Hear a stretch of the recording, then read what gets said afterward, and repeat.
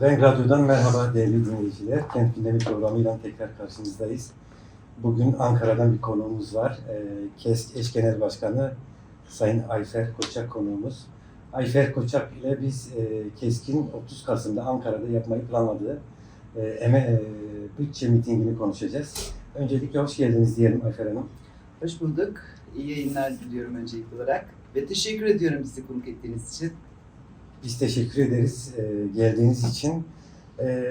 Ayfer Hanım, sizinle demin de ifade ettiğimiz gibi 30 Kasım'da yapmayı planladığınız geçinemiyoruz, yoksulluğa karşı mücadelede birleşiyoruz şiarıyla yapmayı planladığınız mitingi konuşacağız. Buradan bir başlayalım. Böyle bir miting yapmaya ihtiyaç duyduğunuz şey ne? Sizi buna iten şey ne? Buradan bir başlayalım. Elbette. Açıkçası biz bütçe dönemlerinde sürekli bazı çalışmalar yürütürüz. Çünkü bütçesi olmayan kamusal alanın aslında bir hizmet üretme şansı da oluşmuyor. Yine hizmet üreten biz emekçilerin de toplu iş sözleşmesinde taleplerin karşılık bulması çok mümkün olmuyor. Açıkçası siyasal iktidarların bütçe oluşturma süreçlerinde bütçe değerlendirmeleri yaparken kamusal alanı olabildiğince daraltan yaklaşımları, kamusal alanı görünmez hale getirmiş olmaları, devletin sosyal kısmının tırpanlanmış olması son yıllarda bizim özellikle hizmet alımında nitelikli hizmete ulaşma noktasında da sorun yaşamamızı sebep oluyor. Yine nitelikli hizmet üretemeyen biz emekçilerin de hem iş yerinde yaşamış olduğu sorunların büyümesine sebep oluyor, ama bir tarafıyla da biz emekçiler yoksulluğa itiliyoruz. Evet. Dolayısıyla bütçe dönemleri bizim için çok değerli. Özellikle kamusal alanda çalışan bizler ve onların örgütlü olmuş olduk. Kamu Emekçileri Sendikaları Konfederasyonu için esas olan dönemler. Şimdi biz kamusal alanda ikili bir hukuk yaşıyoruz. Birincisi, hem bu alanda çalışan hukuku içerisindeyiz. Bizim aldığımız geliri belirleyen süreç bu. Ama bir tarafıyla da nitelikli hizmet üretmek isteyen bir kesimiz biz. Kamu Emekçileri Sendikaları Konfederasyonu'na bağlı sendikalarda üye emekçiler. Nitelikli hizmet üretmek için de bu alanın bütçelendirilmesinin halkçı bir bütçe üzerinden şekillenmesi gerekiyor. Adaletli bir bütçenin oluşturulması gerekiyor ve sosyal devletin güçlendirileceği bir bütçe sürecini geçmesi gerekiyor. Ama özellikle son yıllarda çok daha fazla daraltılan bir süreci yaşıyoruz biz. Bugün uzun süredir miting yapma durumu söz konusu değildi. Belki merkezi miting yapılmadı 9 yıldır bu ülkede. Çok farklı sebepleri vardı. Bu ülkenin yaşamış olduğu çok kritik dönemler geçti.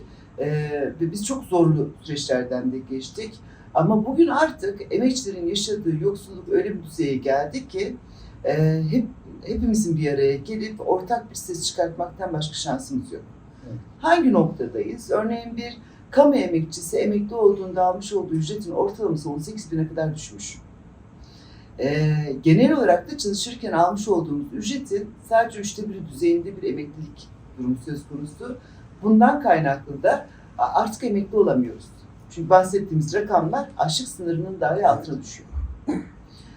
İşçiler açısından baktığınızda işçilerin %60'ı asgari ücret çerçevesinde ücret alıyorlar ve asgari ücret şu anda açlık sınırının altında kalmış durumda. Genel emeklilerin bir kısmı, yani en düşük emekli maaş olarak bildiğimiz miktar 12.500 lira, açlık sınırının yarısı düzeyinde. Ve bütün bunlarla beraber aynı zamanda bir işsizlik var bu ülkede. İşsizliğin oranları da %37'lere kadar çıkıyor. Peki bu şartlarda bu ülkede yaşayan insanlar, çalışan insanlar nasıl geçinecekler? Evet. Geçinemiyoruz. O yüzden çok net bizim mitingimizin başlığı uzun süredir değişmiyor aslında. Geçinemiyoruz. Evet. Biz 2021 yılında ilk bunu kullanmıştık. Ardından bu dönem farklı biçimleriyle, yanında farklı birlikteliklerle beraber işçi sendikaları da çok yoğun kullanmaya başladılar. Evet, çok net. Biz geçinemiyoruz. Bu ülkede emeğiyle geçinmeye çalışan hiçbir kesim aslında geçinemiyor. Bu şartlar altında emekten yana mücadele yürüten sendikaların, konfederasyonların alana çıkmaktan başka bir şansı yoktur. Emekçinin yanında olmaktan başka şansı yoktur. Eğer gerçekten bir sendikaysa, eğer sendikaların oluşturduğu bir konfederasyonsa. Ve biz KESK olarak yıllardır bu anlamda emekçilerin bütün iş yerlerine gittiğimizde de söyledikleri bir şeydir. Evet, KESK ve bağlı sendikalar gerçek anlamda sendikacılığı yapar kamusal alanda. O zaman bu sürecin öncülüğü de KESK'e düşüyordu. Dolayısıyla 30 Kasım'da geçinemiyoruz mitingi bizim sorumluluğumuz olması gerekiyordu. Biz yürütüyoruz ama sadece biz yürütmeyeceğiz tabii ki. Evet. Şimdi 30 Kasım mitingini açıklarken geçen gün birkaç gün önce yaptığınız basın açıklamasında hatta bazı Türkiye'nin ekonomik sistemini eleştiren bazı verileri de ortaya koydunuz. Mesela orada şunu söylediniz. İşte Türkiye'de 30 milyon yaklaşık 30 milyon kişi yoksulluk sınırının, açlık sınırının altında ve yaklaşık 40 milyon kişi de yoksulluk sınırının altında yaşıyor. Evet. Bu da 70 milyona tekabül ediyor. Yaklaşık ülke nüfusunun 2'si Daha fazlasına tekabül ediyor. Siz bu tabloyu nasıl değerlendireceksiniz ve buna çözüm olarak 30 Kasım'da Ankara'da bunu çözüm olarak ifade edecek söylemleriniz neler? Elbette ki şimdi 30 Kasım'da mitingi biz KESK olarak örgütlüyoruz. Doğrudur. Fakat bu mitingde yalnız kalmayacağız. Biraz önce ifade ettim. Kamusal alan sadece kamusal alanda çalışan biz emekçiler açısından değerli değil. Kamusal alanın bütçelendirilmesi. Aynı zamanda nitelikli hizmet almayı bekleyen bütün emekçi halkın derdi olan bir mesele.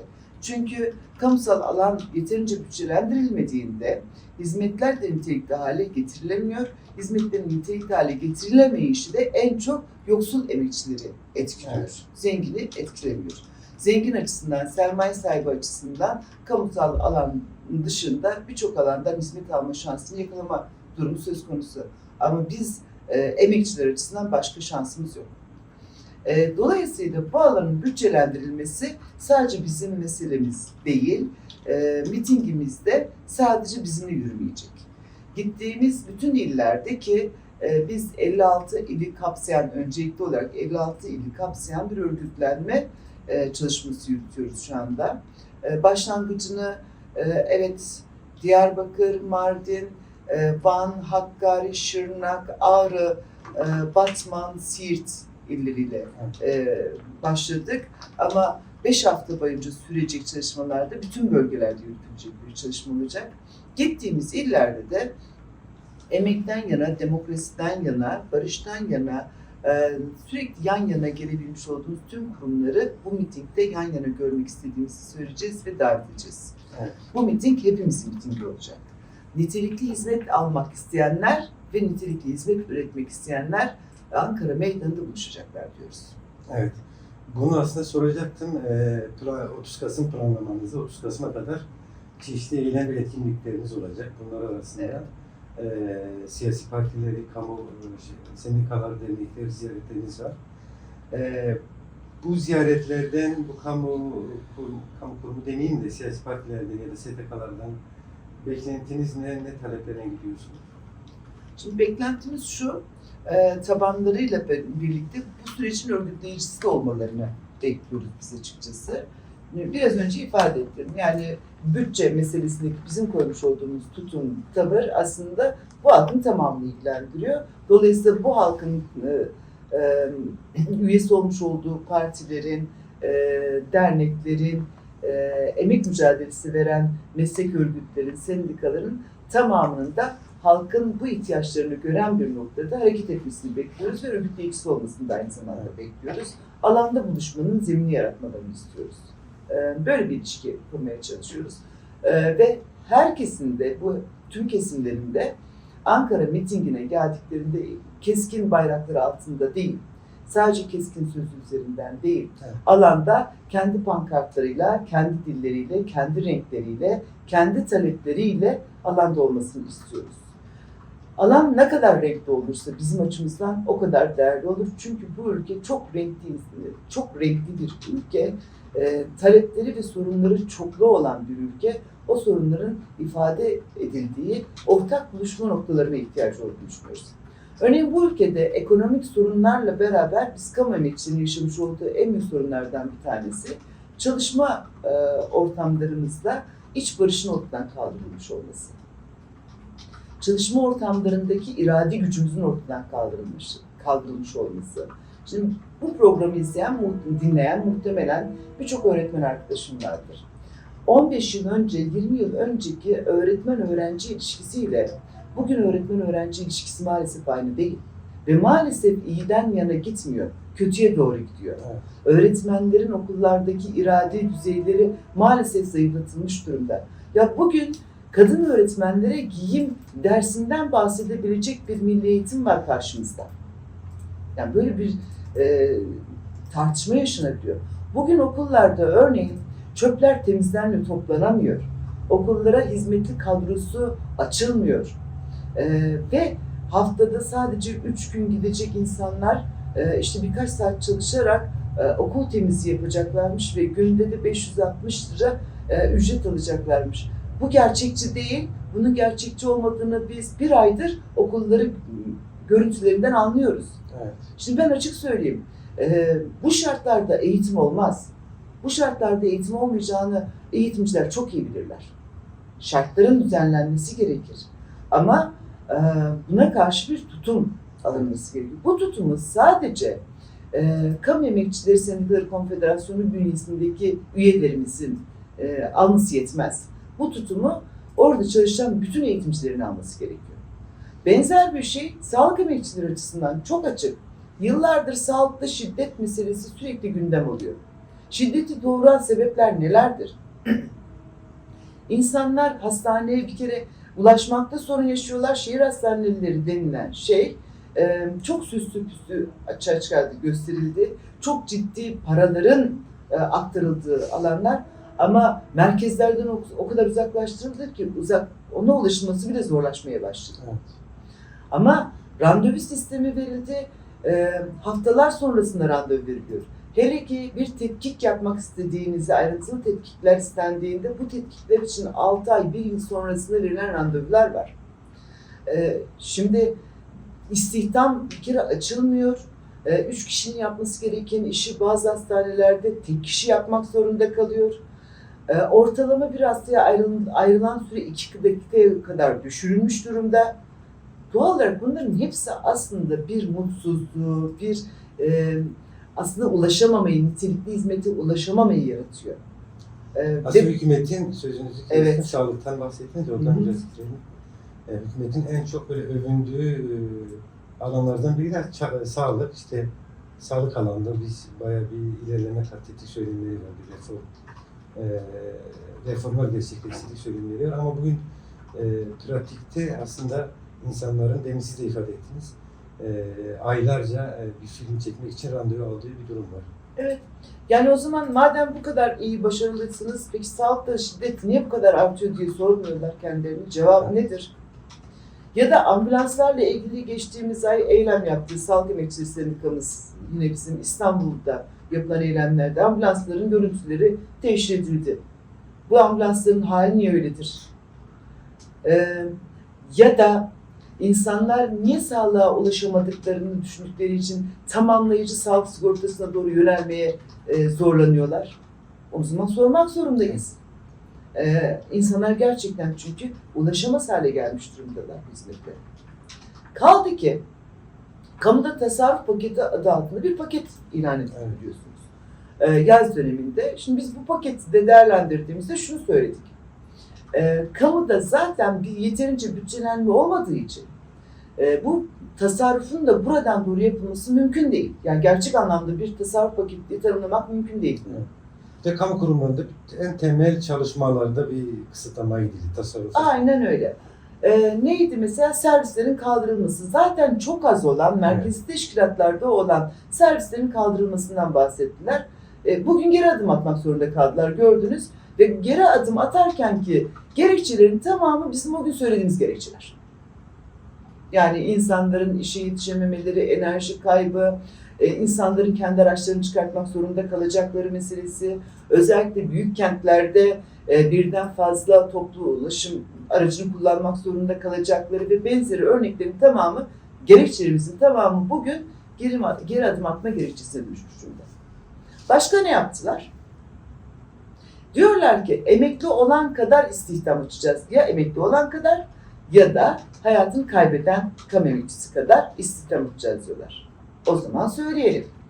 Biz kamu emekçileri emekli olduğumuzda bugün aldığımız yoksulluk sınırının yarısı düzeyindeki ücretimizin 1/3 kadar ücret alabileceğiz.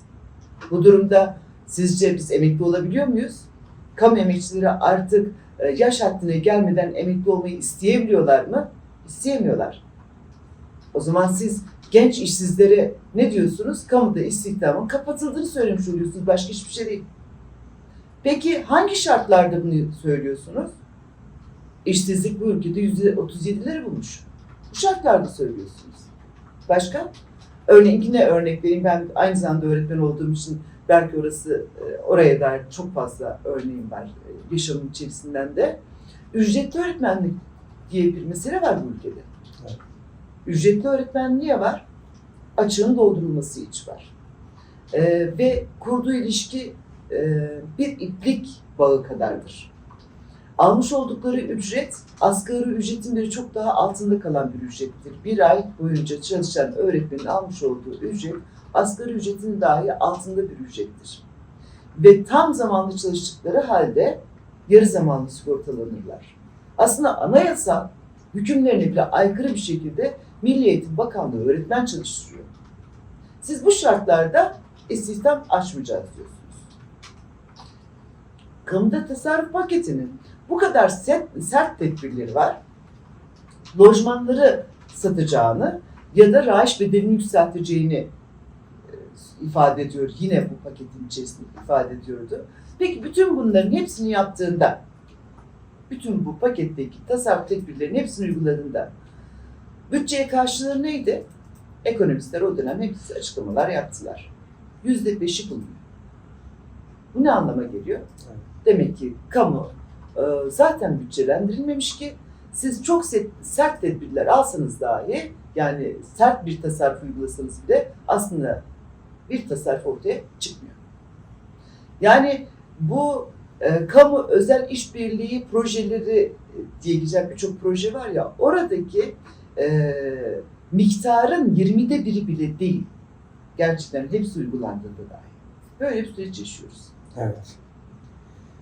Şimdi siz Diyarbakır'dasınız. Diyarbakır'daki görüşmeleriniz devam ediyor. Evet. Önceki gün Büyükşehir Belediyesi eş başkanlığını ziyaret ettiniz. Onlardan talepleriniz nelerdi? Nasıl geçti görüşmeniz? Görüşmemiz gayet iyi geçti. Demokratik, halkçı bir bütçe talebi. Herkesin Evet. talebi. Kendileri de bu talebin kendilerinin de talebi olduğunu ifade ettiler. Biz Ankara'ya gittiğimiz bütün illerde yapacağımız gibi Diyarbakır halkını bekliyoruz. Evet. Emekçi halkını bekliyoruz. Emekçilerini bekliyoruz. Dolayısıyla bu anlamda da halkın talepleri doğrultusunda destek vermelerini istedik. Destek vereceklerine de inanıyoruz. Evet. Bir tarafıyla da ilk defa görüşmüş olduk. Aynı zamanda hayırlı olsun demiş olduk. Umarız halkın iradesi sonuna kadar halkın talepleri doğrultusunda bu süreci yürütme şansını yakalar. Evet. Geçmiş dönemlerdeki kaygılarımız devam etmez diye düşünüyoruz. Kayyum kaygıları gibi. Evet. Umarım etmez. Demin ifade ettiniz 56 ilde görüşmeleriniz, çalışmalarınız olacak. Bu 30 Kasım mitingine hazırlık çerçevesinde. Bu süreçte, yani 5 haftalık süreçte başka ne tür eylem ve etkinlikleriniz olacak? Varsa isterseniz dinleyicilerimize buradan duyuralım. Tabii ki. Tabii ki biliyorsunuz aynı zamanda biz 8 yıldır KHK hukuksuzluğuyla kanun hükmünde kararnameler, yani kanun değil ama kanunun yerine konulan adı üzerinde zaten aslında hukuki olmayan süreç, hukukun aşındırılarak verilmiş olduğu kararnamelerle ihraç edilen üyelerimiz vardı. Bu ülkede 150 bin civarında ihraç söz konusu oldu. Kamu emekçileri içerisinde bizim üyemiz olan da 4237 arkadaşımız bu süreçte ihraç edildi. Görevlerinden maalesef uzaklaştırıldılar. Şimdi arkadaşlarımızın bir kısmı OHAL Komisyonu'nun kararlarıyla, bir kısmı mahkeme kararlarıyla geri döndü. %60 civarı da şu anda hala hukuki süreçleri devam ediyor. Geri dönmeyi, yani görevlerine geri dönmeyi, başlamayı bekliyorlar. Biz hem hukuki anlamda hem de arkadaşlarımızla olan ilişkilerimiz bağlamında sürekli bir dayanışma içerisindeydik. Bu dayanışmamız devam ediyor. Ama bir tarafıyla da geç gelen adaletin adalet olmadığı gerçeğini Adalet Bakanlığı'nın önünden bir daha ifade etmek gerektiğini düşünüyoruz. 25 Ekim'de Ankara'da KK'li arkadaşlarımız, yani KK'li ihraç edilmiş olan bu arkadaşlarımızla buluşup Adalet Bakanlığı önünde durumun teşhirini gerçekleştireceğiz ve bir an önce adil olmayacak artık. Evet. Bu saatten sonraki karar ne olursa olsun adil olmayacak. Geri dönüşler olduğunda da adil olmamış olacak. Adalet bu saatten sonra aslında gerçekleşmiş olmayacak ama yanlışın neresinden dönülürse dönülsün bizim açımızdan önemlidir diyoruz ve bir an önce bu yanlıştan dönülmesini, arkadaşlarımızın bir an önce görevlerine başlamasını talep edeceğiz. Bu dönemde bazı meseleler de var ki anlaşılması çok güç. Mahkeme kararlarıyla geri dönmüş olan arkadaşlarımız hala göreve başlatılmamış durumda. Bir yılı bulan, hatta bir yılı geçen mahkeme sonrası güvenlik soruşturması adı altındaki bekletmeler var. Bunların bir an önce son bulmasını bekliyoruz. Benden önceki eş genel başkanımız Şükran Hanım da benzer bir sıkıntı yaşıyor. 9 aydır mahkeme kararıyla geri dönmüş olmasına rağmen başlatılmıyor henüz. Evet. Henüz başlatılmış değil. Bunları değerlendireceğiz. Yine akademisyenlerimiz, biliyorsunuz barış akademisyenleri olarak biz tanımlıyoruz arkadaşlarımızı.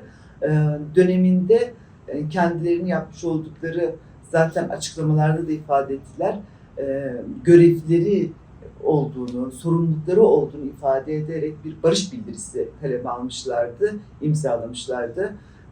Bundan kaynaklı ihraçlar yaşanmıştı. Anayasa Mahkemesi bu konuyla ilgili karar vermiş olmasına rağmen yine uygulanmayan bir karar devam ediyor. Evet. Akademisyenlerin de büyük bir kısmı göreve başlatılmadı, sözleşmeleri yenilenmedi. Bu konuyla ilgili 25 Ekim'de de Adalet Bakanlığı önünde olacağız arkadaşlarımızla beraber. Böyle bir çalışmamız var. Yine 56 ilde, gittiğimiz bütün illerde o ilin gündemi yapmaya çalışıyoruz. Bu yaşadığımız süreçleri hem kurum ziyaretleri gerçekleştiriyoruz, hem iş yeri ziyaretlerimizde örgütlenme çalışmasıyla beraber 30 Kasım mitingini örgütlüyoruz ama bir tarafıyla da KHK hukuksuzluğunu sürekli gündemde tutmak gibi sorumluluğumuz var. Çünkü KHK hukuksuzluğu hiçbir hukuki karşılığı olmadan yıllarca insanların hayatını karartan, insanları açlığa mahkum eden, hatta döneminde söyledikleri bir ifade vardı. Ağaç kökü yeme noktasında. Biz buna izin vermedik elbette. Hiçbir üyemizin onların bahsettikleri şeyi yaşamalarına izin vermedik, vermeyeceğiz de. Hem hukuksal anlamda hem de ekonomik anlamda dayanışmamızı 8 yıldır sürdürmeye çalışıyoruz. Evet, çok istediğimiz düzeyde olmayabilir ekonomik dayanışmamız, çünkü bir güçle ilintilidir. Ama asla da yalnız bırakmadık, bırakmayacağız da.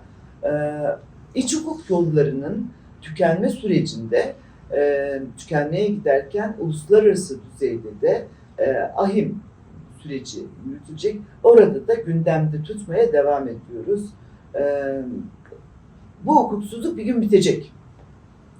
Bu hukuksuzluk ya AKP iktidardayken bitecek ya da AKP iktidardan gittiğinde bitecek, ama bu hukuksuzluk bitecek. Bu hukuksuzluk bittiğinde bizim dayanışmamız emekçilerin aklında kalacak, ama bu hukuksuzluğu yaratanlar tarihin çöplüğüne gidecekler. Evet. İhraçlarla ilgili aslında soracaktım ama siz cevap verdiniz. Şimdi başından beri KESK olarak ihraç edilen üyeleriniz, aslında ihraç edilen bütün emekçilerle bir dayanışmanız vardı sürekli. Onlarla bir dayanışma içerisindeydiniz. Hala da bu dayanışma devam ediyor ve onların süreçlerini, hukuki süreçlerini de takip ediyorsunuz. Bunu soracaktım, ifade ettiniz. Şimdi diğer soruya geçelim. Biraz ekonomik krizi konuşalım. Siz KESK olarak her platformda hükümetin mevcut mali politikaları sonucu derinleşen ve gittikçe büyüyen bir ekonomi kriz olduğunu söylüyorsunuz. Bunu da zaten 30 Kasım'da Ankara'da yüksek sesle haykıracaksınız. Şimdi örnekleyecek olursak enflasyon oranları var ortada. İşte TÜİK'in verilerine göre %49'luk bir enflasyon oranı var. ENAG'ın verilerine göre 88'lik Bir iki kat meselesi var. Evet. Siz bunu nasıl değerlendiriyorsunuz? Bunlara karşı nasıl bir mücadele planlamanız var? Şimdi açıkçası ekonomik krizin olduğunu biz söylemiyoruz sadece. Ekonomik krizin olduğunu pazar söylüyor, market poşetleri söylüyor, ekonomik krizin olduğunu işsizlik oranları söylüyor, ekonomik krizin olduğunu işçilerin işten çıkartılma durumları söylüyor ve maaş ortalamaları söylüyor. Yani ekonomik krizin olduğunu örneğin ortalama ev kirasının birçok ilde 15 bini geçtiği, metropollerde 25 bini geçmiş olduğu şartlarda çalışanların %40'ı bu ücretleri zaten bir aylık gelir olarak bile alamıyor. Evet. Bu durumda aslında ekonomik kriz mi, çöküntü mü dersiniz? Belki biz hafif olanı söylüyoruz, ekonomik bir çöküntü var halk açısından. Dolayısıyla ekonomik krizin ortaya çıkartmış olduğu gerçeklik bizimle başlayan bir mücadele değil aynı zamanda. Bir tarafıyla birçok işçi eylemlikleri de gerçekleşiyor. Kimisi iş yeri merkezli yürütüyor bu işi, kimisi iş kolu merkezli, işte madenciler ayrı yürütüyorlar. Bugün yine Fernans işçilerine bir saldırı gerçekleşmiş, açlık grevine başladılar. Uzun süredir yürüttükleri bir mücadele vardı. Yine yandaş konfederasyon olarak daha çok dile getirdiğimiz, çünkü sıklıkla iktidar politikalarının yanında yer alan konfederasyonlar da sokağa çıkmak zorunda kalıyor işçilerin zorlamasıyla. Hak İş bile sokağa çıkmak durumunda kalıyor bu şartlarda.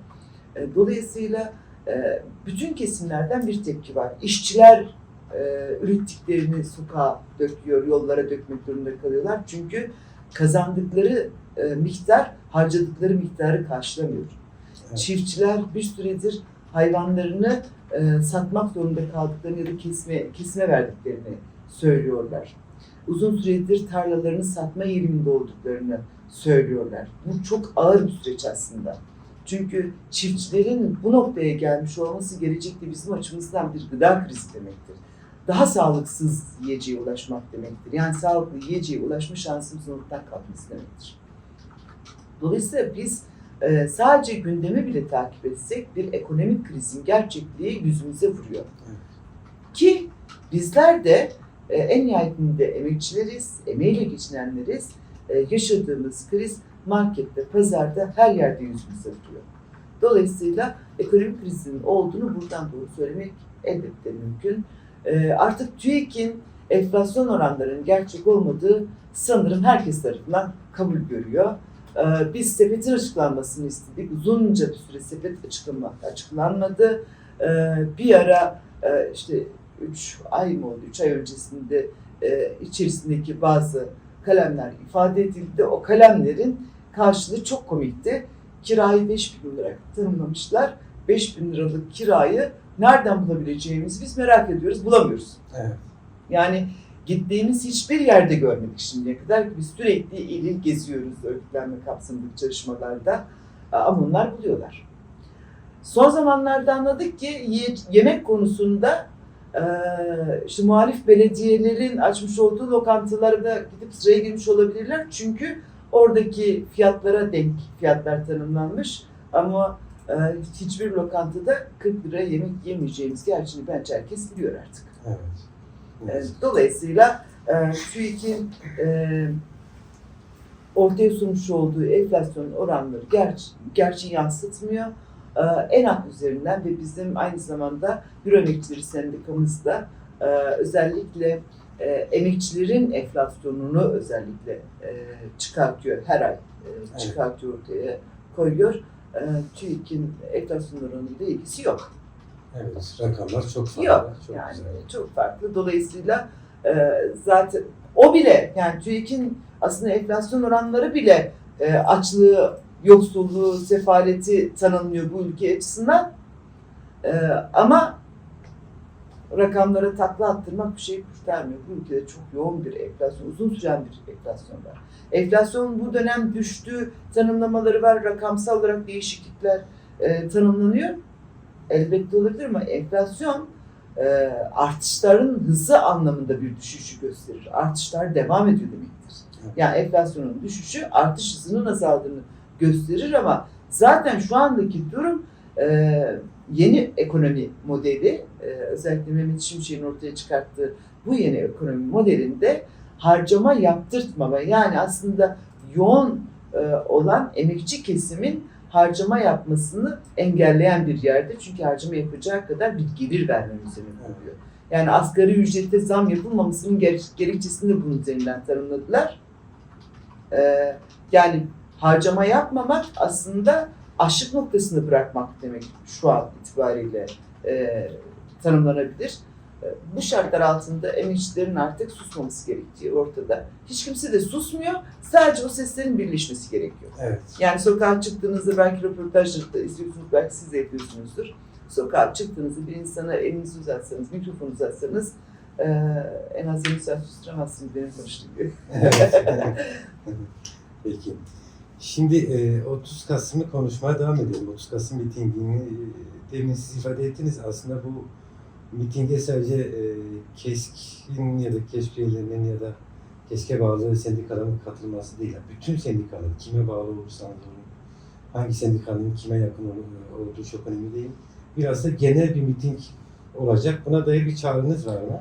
Demin söylediğiniz daha detaylı bir tabii. çağrınız olabilir. Elbette biz KESK olarak bu süreci yürütüyoruz ama kamu emekçilerinin yanı sıra, yani bütün kamu emekçilerini davet ediyoruz. Bu ayrı bir şey ama aynı zamanda yoksa emekçi halkların tamamını davet ediyoruz ve kurumlara gittiğimizde de bütünlüklü olarak davetimizi iletiyoruz. Emekçiler açısından şunu da ifade etmeden geçmeyelim. Özellikle bu iktidarın yürütmüş olduğu bir süreç, belki daha önceki iktidarlarda da biraz vardı bu. Kendi sendikasını, yandaş sendikasını oluşturma ve oradan bir ilişki kurarak emekçileri politikaları, olumsuz politikaları karşısında sesini kısmak ya da yönlendirip manipüle etme meselesi konusunda işe yarıyor. Örneğin 1 milyonu geçmiş üyesi olan, niceliksel anlamda çok büyümüş olan bir konfederasyon var kamu alanında.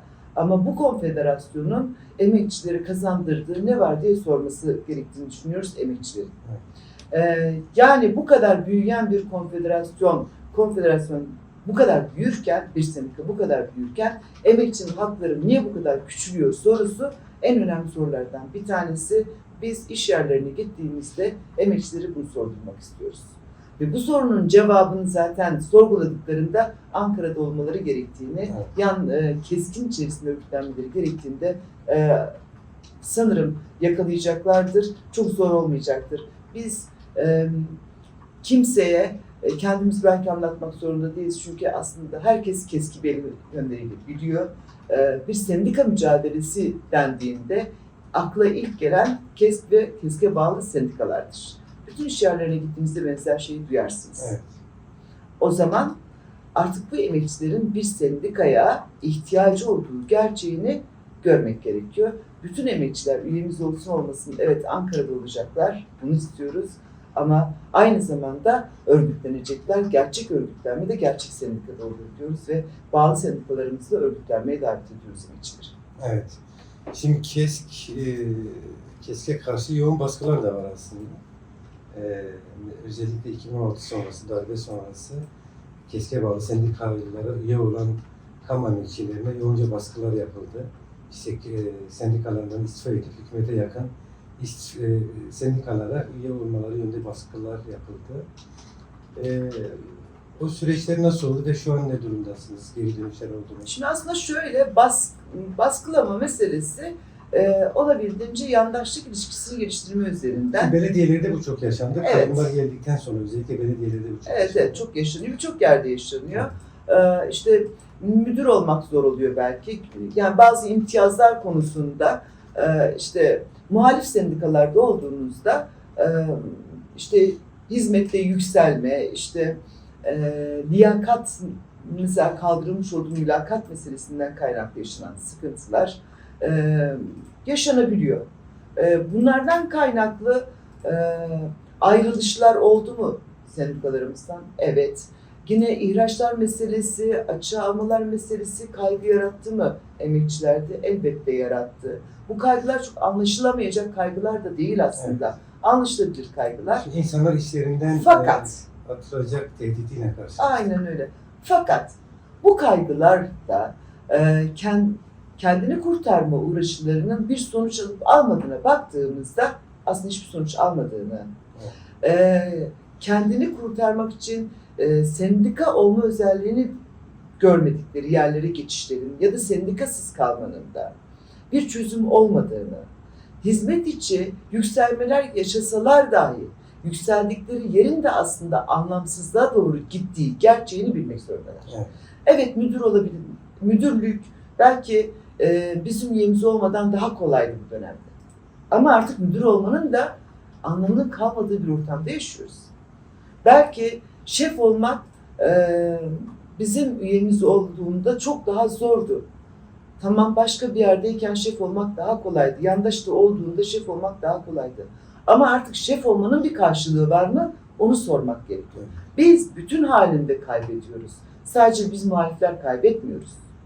Yani eğer iş yerinde bir kutuplaştırma, bir çatıştırma, bir ayrımcılık yaratılıyorsa burada herkes beraber kaybediyor. Bakın mülakat meselesiyle ilgili seçimlerden önce bu iktidar kendisi kendi çıkartmış olduğu mülakatı kaldıracağını ifade etti. Evet. Fakat seçimden hemen sonra mülakatta ısrarını devam ettirdi. Mülakatı kaldırmayı hedeflerken söyledikleri sözler çok önemliydi. Bir skandal olarak tanımlamışlardı, değil mi? Evet. Çok problemliydi. Peki, örneğin Milli Eğitim Bakanı mülakatın kaldırılmaması gerçeğini ne üzerinden savundu? Milli Eğitim Bakanı mülakatın kaldırılmamasını şöyle ifade etti. Branşları ile ilgili yeterli olmadıklarını, işte sınavlarda yaptıkları sorularda kendi branşlarına dair olanların az olduğunu gördük. İşte kendini ifade etmekte zorluk çektiklerini. Şimdi böyle ifadeler geçti. Evet. O zaman ben size sorayım. Peki eğitim fakülteleri ne olarak değerlendiriyor bu iktidar? Bu eğitim fakültelerini sadece biz mi okuyoruz? Bu eğitim fakültelerindeki çalışan öğretim görevlilerinin ne yaptığını düşünüyor bu iktidar? 4 yıl, 5 yıl boyunca eğitim alacaksınız ama o eğitim aldığınızda yeterlilik, o eğitim fakültesi size yeterlilik vermiş olacak ama gerçek yeterliliğinize kim karar verecek? 3 kişilik bir komisyon karar verecek mülakatta. Sizin o 5 yıllık, 4 yıllık eğitim esnasında açığa çıkartamadığınız ya da çıkarttığınızı düşünmüş olduğunuz yeteneklerinizi 3 kişinin karşısında konuşurken çıkartacaksınız ya da çıkartamayacaksınız. Böyle yaklaşıyor. Bu yaklaşımı sadece bize mi yapıyor artık? Hayır. Bu yaklaşım şu anda 85 milyon içerisinde. 85 milyonu ilgilendiriyor. Kiminin çocuğunu ilgilendiriyor, kiminin kardeşini ilgilendiriyor, kiminin kendisini ilgilendiriyor. O yüzden evet, bize karşı bir baskı vardı. Baskının olmadığını söyleyemeyiz. Ama bu baskıya da rağmen direnmek gerekiyordu. Bu direnme sürecinin daha geniş çeper tarafından yürütülmesi bu politikaları durduracak. Evet. Size son bir örnek vereyim bu konuyla ilgili. Şimdi KHK'li ihraçlar meselesini biraz önce söylediniz. Totalde ne kadar ihraç olduğunu hepiniz biliyorsunuz. Bizim üyelerimiz 4237 kişiydi. Göreceli bu konfederasyonların içerisinde belki de en az ihracı olan konfederasyonumuz o dönem itibariyle. Ama ihraç deyince biz akla geliyoruz. Neden? Çünkü biz üyelerimize sahip çıktık. Çünkü biz ihracın hukuksuz olduğunu, hukuki anlamda savunma hakkı olduğunu herkesin ifade ettik. Ve hukuki anlamda suçu netleşinceye kadar herkesin masum olduğu, üyelerimizin masum olduğu düşüncesi üzerinden yürüdük. Ve hala aynı şekilde yürüyoruz. Evet. Dayanışmamızı hem hukuki hem ekonomik hem de sosyal anlamda yürütüyoruz. Bugün benim eş başkanım da ihraç bir yaklaşımdır. Hem görev alma konusunda hiçbir şekilde önünü kapatmadık. Üyelik sürecimiz bizim açımızdan devam ediyor. Sonuna kadar da devam edecek. Ama birçok konfederasyondan insanlar ihraç edildi. Bir kere zaten baştan itibaren sahip çıkmadıkları için sanki ihraçlar hiç yokmuş gibi bir algı var ortada.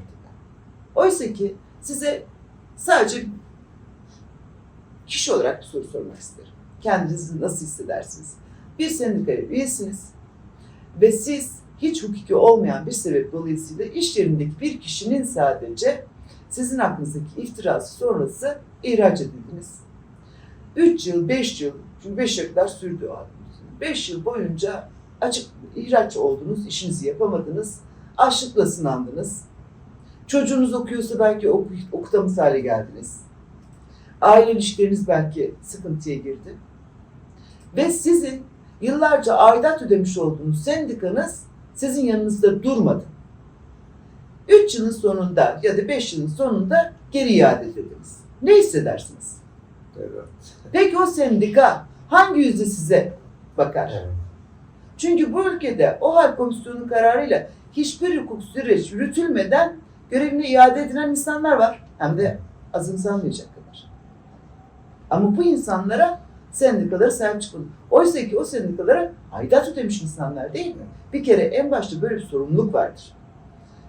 Dolayısıyla biz baskı oluşur mu? Elbette oluşur. Ama bu baskıların aslında en büyük zararı baskıya karşı direnişi örgütlemediğinizde yaşarsınız. Evet. Biz aslında bu örnekleri çok gördük, karşılaştık. Evet. Etrafımızda onlarca insan var bunu yaşayan. Ama şunu da gördük, sizin konfederasyona bağlı sendikaların tamamı neredeyse ihraç olan üyeleriyle müthiş bir dayanışma pratiği sergiledi. Bu açıdan bu kıymetliydi. İnsanlar da, üyeleriniz de bunun farkındaydı. Biz programın sonuna geldik. Az bir süremiz kaldı. Son olarak şunu soralım. Hükümetin mevcut maliye politikasını nasıl değerlendiriyorsunuz? Çünkü çok nasıl diyeyim, böyle bir vergi sistemi, kaba bir vergi sistemi var. Vergi oranları arttı biliyorsunuz. Bunu nasıl değerlendireceksiniz? Çok kısa. Tabii hemen söyleyeyim. Bir kere çok yoğun dolaylı vergiler üzerinden Evet. tüketimin ortadan kaldırılmasını zorluyorlar. Yani tükettiğiniz her şeyden vergi alınıyor. Bu çok ciddi bir sıkıntı. İkincisi, vergi adaleti kesinlikle yok. Az kazanandan az, çok kazanandan çok vergi talebimiz hiçbir şekilde karşılık bulmuyor.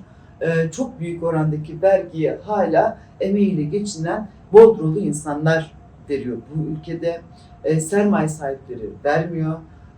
Özellikle kamu özel işbirliği adı altında yürütülen birçok proje çok ciddi kara delikler oluşturmuş durumda ekonomide ve hala bu devam ediyor. Buraya dair ödemeler devam ediyor.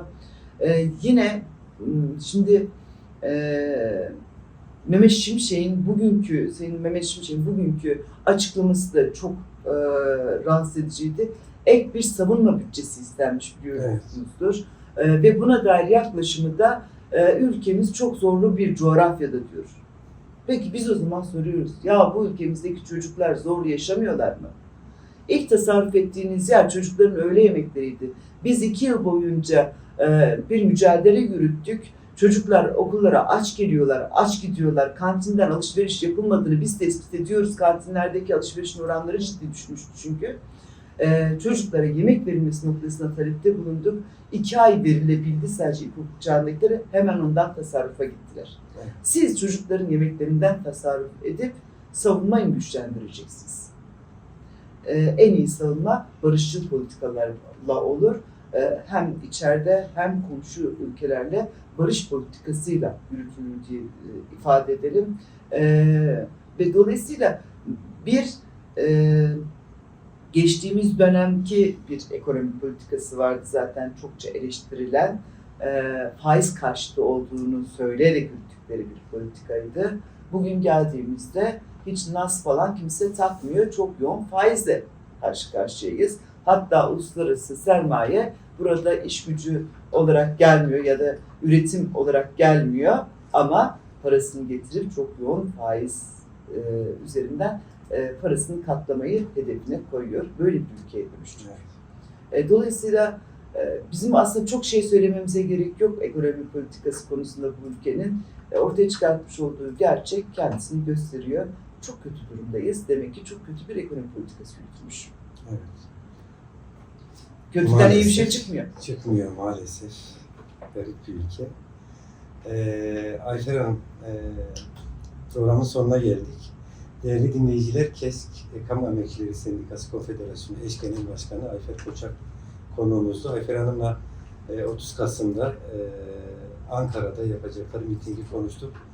Son olarak söylemek istediğiniz şeyler varsa alalım. Bir çağrınız, mitinge çağrınız olabilir. Tabii, teşekkür ederiz. Bunları da alalım programı. Çok teşekkür ederiz bu olanağı bize yarattığınız için. Bizim için çok değerliydi.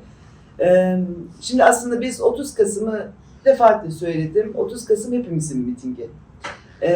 30 Kasım'da Ankara'da olacak olan insanlar değişim isteyen insanlar olacak. Bu hayatın çürüme noktasında tanımlayabileceğimiz şeyleri yaşamak istemiyorsak, her gün çocuklara yönelik şiddetin arttığı bir ülkede yaşamak istemiyorsak, açlık da bir şiddet halidir, yoksulluk bir şiddet halidir. Bundan kurtulmak istiyorsak sesimizi sesimize katmak zorundayız. Geçinemiyoruz mitinginde geçinemeyenlerin tamamı yan yana gelecekler, tek ses olacaklar. Evet, bu coğrafya zorlu bir coğrafya değil. Bu coğrafya aslında kendi kendine en iyi yetebilecek coğrafyalardan bir tanesi aynı zamanda. Evet. Ama bu coğrafyada yaşayan bizlere sağlıklı gıdaya ulaşma şansı bırakılmadıysa yürütülen politikalardan kaynaklı dur demekti bizim elimizde diyorum. Herkesi 30 Kasım'da Ankara'da alanda olmaya davet ediyoruz. Evet. Çok teşekkürler Biz geldiğiniz teşekkür için, ederiz. konuğumuz olduğunuz için. Değerli dinleyiciler, Kent Gündemi'nin demin ifade ettik bugünkü konu KESK Eş Genel Başkanı Ayfer Koçak'tı. Geçinemiyoruz, yoksulluğa karşı mücadelede birleşiyoruz şiarıyla 30 Kasım'da Ankara'da yapacakları mitingi konuştuk. Biz de onlara başarılar diliyoruz. Kent Gündemi'ni burada sonlandırıyoruz. Bir dahaki programda görüşmek üzere. Şimdilik hoşça kalın.